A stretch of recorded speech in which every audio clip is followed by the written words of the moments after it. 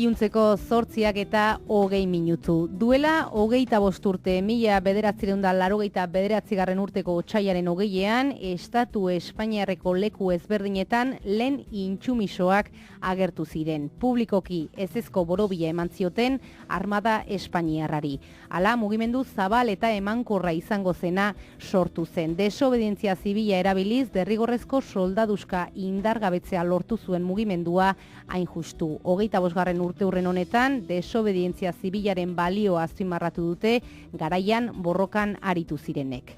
Euskal Herrian 80ko hamarkadan milaka izan ziren Armada Espainiar, baita Frantziarrari ere bizkarra eman ziotenak. Antimilitarismoak, abertzaletasunak, naiz bakezaletasunak ezaugarritu zuen Euskal Herriko intsumisio mugimendua. Noski, belaunaldi gazteenek ezagutu ez zuten mugimendua dugu honakoa, bada, borroka oparo ura anzturan erori ez dadin, liburu ederra argitaratu zuen Edurne Elizondo kazetariak 2011 urtean. Ez dugu nahi, intsumisioaren ahotsak Euskal Herrian liburuan mugimenduaren xetasun guztiak bildu ditu. Gabon, Edurne? Gabon. Beno, Edurne, hasteko galetu nahi dizutea, zergatik erabaki zenuen lan hau liburu hau osatzea? Bueno, erran behar badizut, ideia printzipioz ezen nirea izan, Gatuzain argitaletxeak egin zidan proposamen hori, Artzea Lopezen bitartez, eta argitaletxeari ere, intsumiso talde baten eskutik ailegatu zitzaion, intsumiso talde bat zegoen, aspalditik zerbait idatzi nahian, baina ikusten zuten, denborak aurrera egin, eta ez zutela urratsik egiten, eta azkenean bertzen horbaiten esku uztea erabaki zuten, eta horrelaxea ailegatu zen, liburu hori egiteko proposamena edo ideia niregana. Nahiko modu, ez uste moduan edo erran nahi dizut, ez zela nire ekimena izan, baina azkenean barneratu ahala, nire egitea ere lortu nuela uste dut. Behin liburua egiteko erabakia hartuta, zein izan zen helburua, zer bildu nahi zenuten lan honetan, eta funtsean eta oroar zein da emaitza, zer aurkituko dugu ez dugu nahi intsumisioaren ahotsak Euskal Herrian liburuan? Nik beti erraten dut ez dela intsumisioaren mugimenduaren historia zehatz bat, ez da, nik batez ere jendearekin hitz egin nahi nuen, eta jende ezberdinarekin, hainbat aldetakoak, toki guztitakoak, eta haien ahotsak bildu nahi nitun, ez? Bakoitzak bere ahotsa ematea, bakoitzak bere esperientzia eta bere historia kontatzea, ez da? Eta batez ere, abia puntua edo, intsumiso talde horrek zuen kezka nagusia zen, denbora bat pasazela intsumisioaren mugimendutik, eta ikusten zuten, gaur egungo gazteek, ezer gutxi zekitela, ez da, haunitzek, garai batean soldaduzka derrigorrezkoa zenik ere ez zekitela konturatu ziren, eta pentsatzen zuten, nola baitor utxune bat izan zela, ez zirela gai izan edo, haien esperientziaren lekuko hori geroko belaunaldiei emateko, eta pixkat asmo nagusia edo horixe izan zen, ez? Biltzea, orduan izandako horiek, eta pixkat zabaltzera ematea, pentsatuz batez ere, horixe ez, oraingo belaunaldi horietan ez, intsumisoaren inguruan zer gutxi zekitenak ez da. Eta orduan, nik uste dut nire ekarpen txikia horixe izan dela ez, 40 gora elkarrizketa egin nuen, eta horien bidez nire asmoa horixe izan zen, intsumiso horiek azaldu zidatena ez da, haien historia horiek kontatzea, eta ahotsa ematea nolabait, eta osatzea horixe ez, horrelako lekukotasun bilduma bat, baina erraten dizut, nik beti azpimarratu dut, horixe ez dela mugimendu osoaren halako historia zabala eta luzea, ez? Dira, hainbat ahots, denak ez dauden noski, baina dauden guztiak modu batera dobertzera protagonista izan ziren, eta, haiei egin diet lekua, eta haien bidez, denen historia hori nolabait kontatu nahi izan dut. Ez dugu nahi dio izenburuaren lehen zatiak, zergatik esaldi hori ez dakit garaiko borrokaren oinarria edo oinarrietako bat islatzen duen? Begira, hasieratik nahiko argi izan nuen liburuaren izenburuak hori behartzuela, ze intsumisoekin hitz egiten nuenean guztiekin, naiz eta, taldez berdinak izan, eta bakoitzak mugimendua edo borroka bizitzeko modu bat izan, denek erraten ziaten gauza bera, ezta? Galdetzen nienean, zergatik erabakizun nuen intsumiso egitea, denek erraten zuten, ez? Nik ez nuen nahi soldaduzkara joan nahi, ez nuen nahi armadarekin bat egin, orduan, iruditu zitzaidan nahiko argia zela, ez? Mezu nagusia hori zen, ez zutela nahi, ez zuten soldaduzka egin nahi, ez zuten armadarekin bat egin nahi, eta ez zuten babestu nahi armadaren atzean badagoen balio edo balore multzo hori. Zuk egindako elkarrizketetan ikusitakoaren arabera, gainetik bada ere zein berdintasun eta ezberdintasun izan zituen mugimendu honek Ipar eta Hego Euskal Herrian? Bueno, nik uste dut nahiko, ez dakit, bide ezberdinak izan zirela, ezta? Hegoaldean jarri zen lehenago martxan, eta, bueno, testu inguruak ezberdinak ziren, eta, bueno, bakoitzak nik uste dut horixe ez, bakoitzak bere bidea egin zuela. Nik iparraldearen kasuan, niretzako nahiko nabarmena izan zen, edo nahiko argi gelditu zitzaidan, jasotako lekukotasunen bidez, intsumisioaren mugimenduak lortu zula, gazte mugimendu bat sortzea, ezta, edo bultzatzea nolabait. Hau da, izan zela, denak elkartzeko tresna bat, eta horrek eman zuela emaitza ona, zentzu horretan denak batzeko balio izan zuen, eta baita ere nik uste dut balio izan zuela bai iparralde eta bai hegoaldeko gazteak biltzeko, egiten ziren mobilizazioak batera, hemengoak ara joaten ziren hegoaldekoak iparraldera, eta alderantziz, hau da, bai egon zen hor hartu eman, nahiko bizia, baino egia da, bakoitzak bere testu ingurua izan zuen, ezta? Eta, hemen nik uste dut hegoaldean, ez dakit, gauza unitz nabarmentzekoak badira, baino nik uste dut ageriago edo gelditu zela, mugimenduaren barruan, hainbat talde zeudela, eta denek ere ez zutela, irakurketa bera egiten, ezta, intsumisioaren mugimenduaz, naiz eta nik uste dut, denek lortu zutela aurrera egitea, ezta, naiz eta hainbat ideiagon, hainbat estrategia, hainbat ideologia, denek lortu zutela elkarrekin lan egitea, eta lortu zutela mugimendu bateratu baten irudia behintzat ematea, ezta? Eta nik uste dut azkenean nabarmendu zela gauza guztien gainetik mezu antimilitarista hori, eta horrek lortu zuela hori, ez? Hainbat hanka edo zituen mugimendu horrek batera egitea aurrera eta batera egitea urrats horiek, ezta? Baina bai egia da, nik uste dut hegoaldean nahiko nabarmena izan zela horixe, ez? Talde ezberdinak zaudela, eta naiz eta puntu komunak izan noski, gero irakurketa eta esperientzia eta estrategia ezberdinak ere bazirela. Hego Euskal Herrian hain justu 10.000 gazte inguruk esan zioten ezetza armadari, zein kontestutan garatu zen intsumisio mugimendu hori, eta zure ustez zein izan zen bere arrakastaren gakoa? Nik uste dut intsumisioaz hitz egiteko kontuan hartu behar dela ere atzetikan zetorren mugimendu antimilitarista, eta kontzientzia eragozpenaren inguruan sortutako mugimendua. Eta egiarran, atzerak egiten aldugu kasik nahi dugun arte, eta historian, adibide bat jartzeagatik, 1930ko hamarkadan ere, egon ziren fusilatutako pertsonak armadarekin bat egin nahi izan ez zutelako. Gero, batez ere, kontzientzia eragozpenaren esparruan, arrazoi erlijiosoak edo mai gainean jartzen zituztenen taldea edo egonen litzateke, eta nik uste dut gero bertze urrats bat lortu zen, kontzientzia eragozpen horrek bertzelako arrazoiak jarri zituenean mai gainean, ezta? Eta nik uste dut hor nahiko mugarri garrantzitsua izan zela, PP Bemuntzak egindako bidea, ezta? Berak erabakizun, horixe ez, ez zuela armadarekin bat egin nahi, baino erlijio arrazoiak edo bazter utzita, berak erabaki zuen, ez zuela inolako arrazoirik eman behar, ezta? Hau da, ez dakit, bertze urrats politiko bat izan zen erlijio arrazoi horietatik baztertuz, eta nik uste dut hor egon zela giltzarri nagusietako bat, kontzientzia eragozpenaren mugimendu horretan. Eta azkenean mugimendu hori izan zen, gero intsumisio mugimendu bilakatu zen horren hori ekarri zuen, ezta? 80ko hamarkadaren erdialdean Espainiako gobernuak eman zuen kontzientzia eragozpenaren legea, baino gazteek erabaki zuten inorretzela gai edo inorketzuela eskumenik inoren kontzientzia epaitzeko, eta orduan erabaki zuten bertze urrats hori egitea, eta horrela jarri zen martxan intsumisioaren mugimendu hori, ezta? eta, bueno, gero bide luzea egin zuen, nik uste dute, arrakasta izan zuela, batetik nik uste, soldaduzkaren gaiak lotzen zuelako jende haunitz, ez? Azkenean soldaduzkaren kontu horrek ukitzen gintuen denak, ez?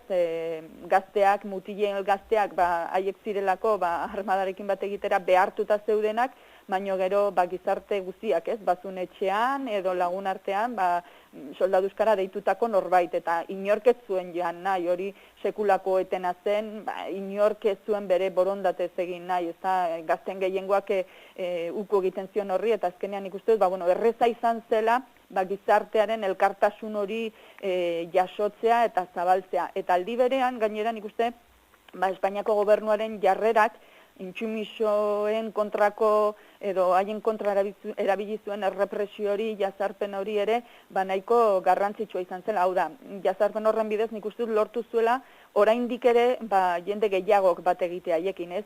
Ikusten zuten gazte horien kakotxartean delitu bakarra zela, eskopeta bat hartu nahi ez izatea, ez da, armadaren uniformea jarri nahi ez izatea, orduan erraza zen haiekiko simpatia hori piztea, ez da, orduan nik uste dute Espainiako gobernuaren errepresioak ere hori lortu zula, ez? Are, elkartasun olatu handiagoa sortzea, eta horrek ere ekarri zuen, gero eta gazte gehiagok bat egitea, eta azkenean intsumisioarena bilakatu zen inork ezin gelditzen altzuen mugimendu.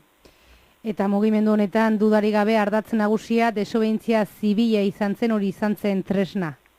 Bai, eta nik uste dut, desobedientzia zibilaren aldetik lortutako garaipen garrantzitsuenetako bat izan dela, ez? Eta gero ere, izan dela ere bertze borroka unitzetan, erabiltzeko edo eredu edo ikur bilakatu da, ez? Desobedientzia zibila, adibidez hemen Nafarroan gero erabili izan da, adibidez Itoizko urtegiaren kontrako borrokan, adibidez intsumisioaren mugimenduan buru belarri zegoen jende haunitzek ere parte hartu zuen Itoizko urtegiaren kontrako borroka horretan, lan egiteko moduak hartu ziren, desobedientzia zibila ekintza zuzen abertze urratsak ere egin ziren, ezta? Eta nik uste dut oraindikan ere intsumisioaren mugimendua erreferente bat dela, gizarte mugimendu haunitzentzat, ezta? Eta nik uste dut hori dela bere ekarpen nagusietako bat, segurazki.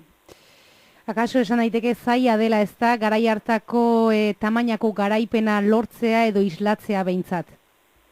Bai, zaila da, eta adibidez, hemen Nafarroan bertan, ematen du ere desobedientzia zibilaren, intsumisioaren borroka hori erraza izan zela, eta ez da hori ere realitatea, ez da gogoratu behar dugu hemen Iruñan bertan, Iruñeko espetxetik, jende haunitz, gazte haunitz pasazela, jendea egon zen denbora luzez kartzelan, eta horrek ere izan zuen, ondorio pertsonal haunitz, ez da, erran nahi zut, gazte horiek dena jarri zuten mai gainean, sekulako konpromiso hartu zuten beren borrokarekin, eta haientzako etzen bat ere erraza izan. Erran nahi zut, etzela urratxe erraza izan, haunitzentzat, intsumisioaren alde egitea, ez da? Eta erran bezala, jende haunitze pasatzen espetxetik, horrek ekarri zituen, gauza guztiekin, ez da? Baina, kontua da horixe, ez, jende haunitz zegoen hor implikatua eta lortu zuten desobedientzia zibil haitz zabal horrekin gauzak lortzea. Nik uste dute hori dela gako nagusietako bat ere, ez? Ni oroitzen naiz duela ez haunitz, Julio Villanueva kontatzen zidala, bere ustez gaur egun ere desobedientzia zibila noski tresna egitzen abilgarria dela, baino behar duela izan masiboa arrakasta izateko, hau da, gizarte guztiak egon behar duela horratzean babesa ematen eta halako sare bat lotzen, ez da, mundu guztia babesteko. Eta, nik uste dute herri arrezietan ere hori ikusi dela, ez? Jende haunitzek bat egin du eta lortu dira gauzak eta lortu da bakarrikan islatzea desobedientzia zibil horrek zer nolako indarra izan dezaken. Emakume antimilitaristek atal berezi badute zure liburuan, akaso askori arraro egingo zaie mugimendu honetan emakumeak kokatzea? Bai, eta egiarran nik gero, intsumisioekin hitz egiten nuen bitartean liburua egiteko, batzuk bai, onartzen zuten emakumeek izan zutela pixu nabarmena eta aldarrikatzen zuten, ez da, parte hartze hori eta zuen garrantzia nabarmentzen zuten, baina bertze batzuk alderantzizkoa erraten zuten, aipatzen zuten, intsumisioarena batez ere gizonen mugimendua izan zela, hombre, argi dago, gizonak deitzen zituztela, soldaduzka egitera, baina nik uste dut horrek ez duela erran nahi noski, emakumeek zer erranik ez zutenik, ezta?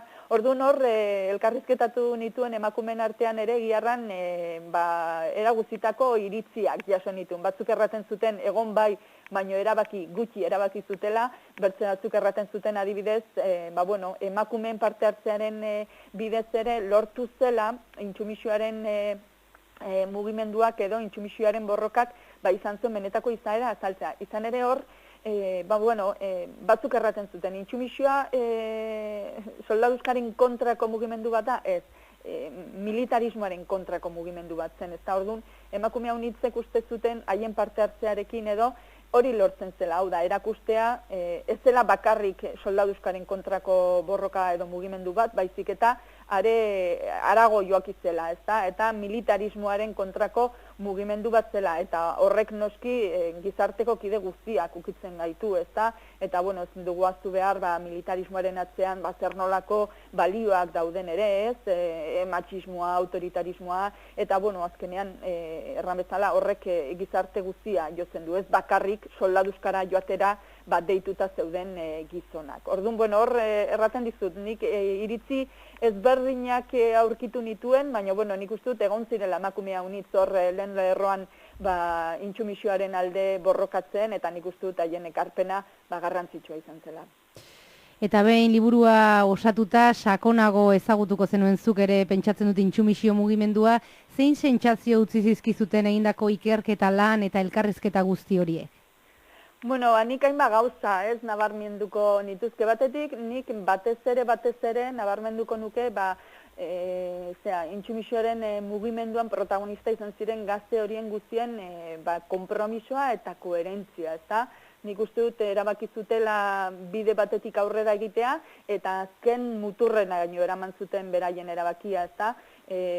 Kartzelan sartu ziren, jasan zituzten gobernuaren errepresioa eta jazarpena, eta orduan nik uste dut erakutsi zutela lezio haitze garrantzitsua, ez da? Hau da, konpromiso eta koherentzia lezio bat eman zigutela.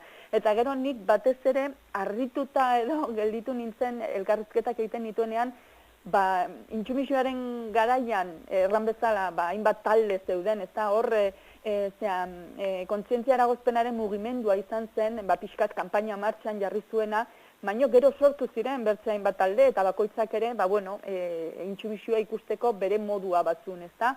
Eta konturatu nintzen, elkarrizketak egiten nituenean, oraindik ere, orduan zeuden ezberdintasun eta eztabaida gune batzuk bere horretan segitzen zutela.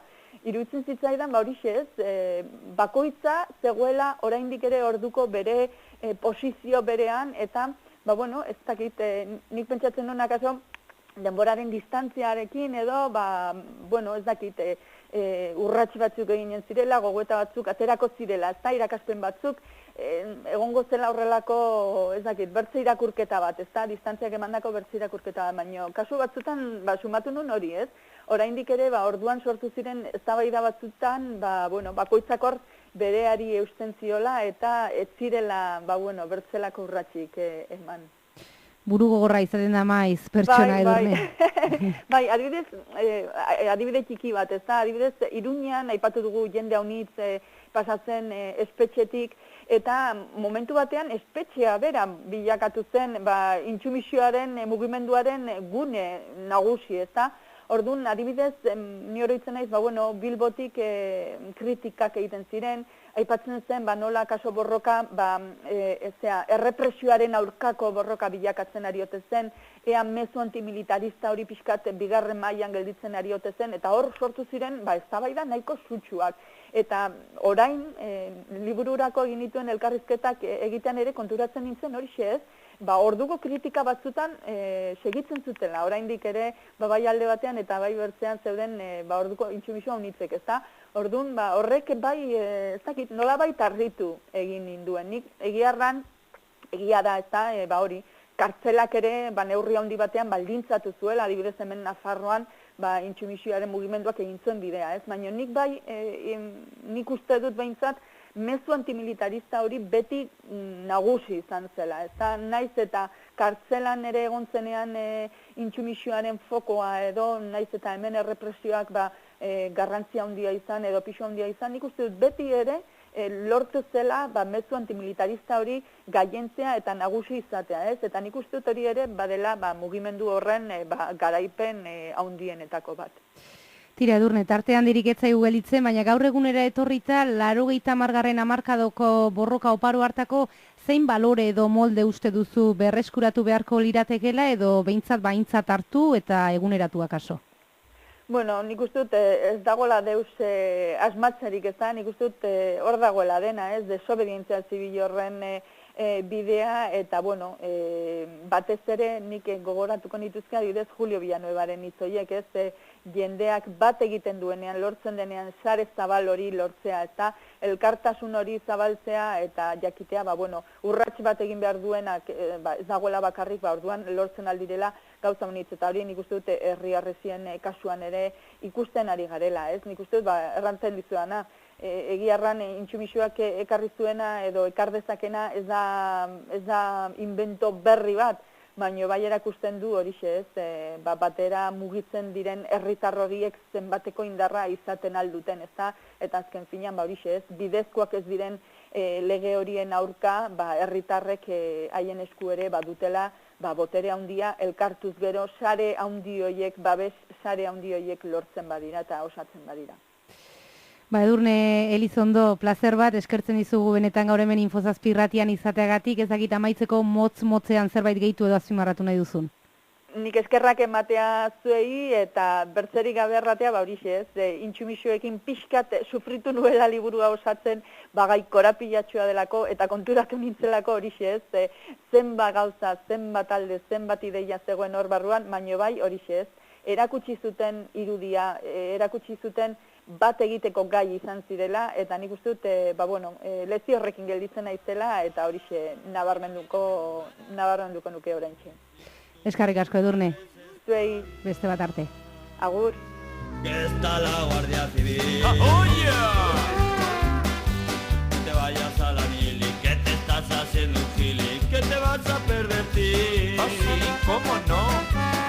Y tienes que hacerte un macho bromuro en el zafarrancho, no lo vas a resistir. Mi sargento, se me cayó el chile. Di que no, di que no, di que no, di que no, que la mili no me gusta y que a mí nadie me asusta, lo que yo quiero es vivir. Insumisión, insumisión, la fuerza me gusta mogollón. Insumisión, insumisión, ni al sargento que lo tiren al pilón. Luego te vienen los jueces que te meten al talego, que te comen su marrón. Que se los lleve el diablo, hijos de la que corría. Que se vayan a la mierda, que nos vamos de merienda y que viva el vacilón. ¡Y viva el amor! No me gusta la corneta, paso me hago de la ETA. ¡Viva la revolución! ¡Éntrele, cansado! Di que no, di que no, di que no, di que no, que la mili no me gusta.